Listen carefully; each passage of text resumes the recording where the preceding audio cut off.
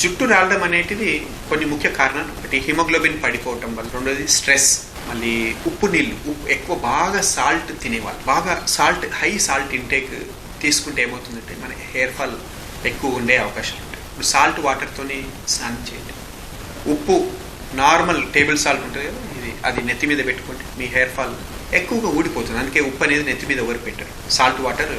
Hair fall తగ్గాలంటే salt intake తగ్గించాలి. Green leafy vegetables ఎక్కువ తీసుకోవాలి. మొలకలు బాగా తినాలి. హెయిర్ గ్రోత్ అనేది పెరుగుతుంది. ఈ ట్రీట్మెంట్, అలోపతి ట్రీట్మెంట్లో అక్కడ మింటా అనేది ఒక బీపీకి సంబంధించిన మెడిసిన్. అది దాన్ని అదేంటంటే వ్యాసో డైలేషన్, అది బాగా సర్క్యులేషన్ పెంచుతుంది స్కాల్ప్. ఆ స్కాల్ప్కి హెయిర్ బడ్స్కి రక్త ప్రసరణ పెంచే ప్రక్రియ అది తీసుకుంటే హెయిర్ గ్రోత్ అనేది బాగా వస్తుంది. కానీ అది ఎప్పుడైతే మీరు బంద్ చేస్తారో మీకు హెయిర్ ఫాల్ కూడా అట్లనే పడిపోతుంది. సో మీరు న్యాచురల్గా హెయిర్ గ్రోత్ పెంచాలంటే ఒకటి హిమోగ్లోబిన్ అనేది సరి చేసుకోవాలి, స్ట్రెస్ అనేది తీసుకోవద్దు, ఎక్కువ సాల్ట్ ఇంటేక్ తీసుకోవద్దు.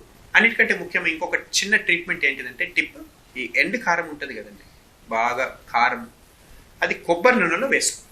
కొబ్బరి నూనెలో బాగా ఘాటున్న ఒక 1/2 లీటర్ నూనెలో 250 ml కోకోనట్ ఆయిల్లో ఒక 1 full స్పూన్ కారం అంత వేయాలి. వేసి దాన్ని గోరెచ్చగా వేడి చేయాలి.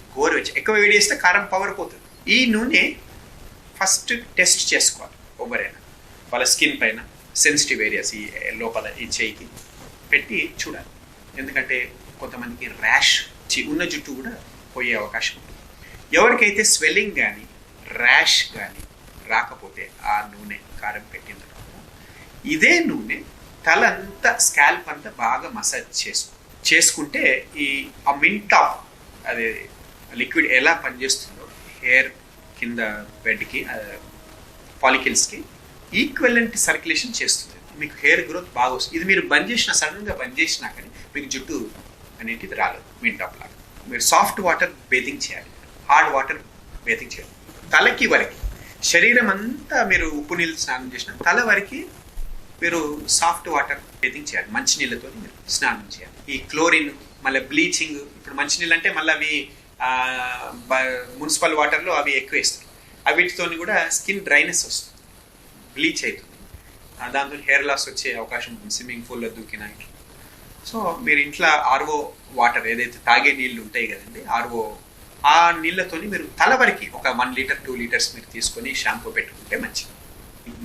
మెంతులు ఉంటాయి కదండి, అసలు మెంతులు పెట్టుకుంటే షాంపూలో ఏమీ అవసరం లేదు. ఆ మెంతులు బాగా గ్రైండ్ చేసి అది ఒక షాంపూ లాగా జిగుట వస్తుంది. బెస్ట్ అనమాట అది. ఆ చేదుకి మెంతులకి ఎట్లాంటి లోపల పెయిన్లు ఉన్నా చనిపోతుంది. మెంతులు బాగా పనిచేస్తుంది. కుంకుడుకాయ డ్రైనెస్ తీసుకొస్తుంది. ఇప్పుడు ఒక్కొక్కటి సూట్ అవుతుంది. డ్రై స్కిన్ ఉన్న వాళ్ళకి కుంకుడుకాయల కంటే ఈ మెంతులది కలమంద బాగా పనిచేస్తుంది. అదే ఆయిలీ స్కిన్ ఉన్న వాళ్ళకి ఈ కుంకుడుకాయలు, షికాకాయ బాగా పనిచేస్తుంది, ఎక్కువ తొలగిస్తుంది. కుంకుడుకాయ, మళ్ళీ షికాకాయ. అదే డ్రై స్కిన్ ఉన్న వాళ్ళు ఇది అంత ఇంకా స్కిన్ డ్రైనెస్ పెంచుతుంది.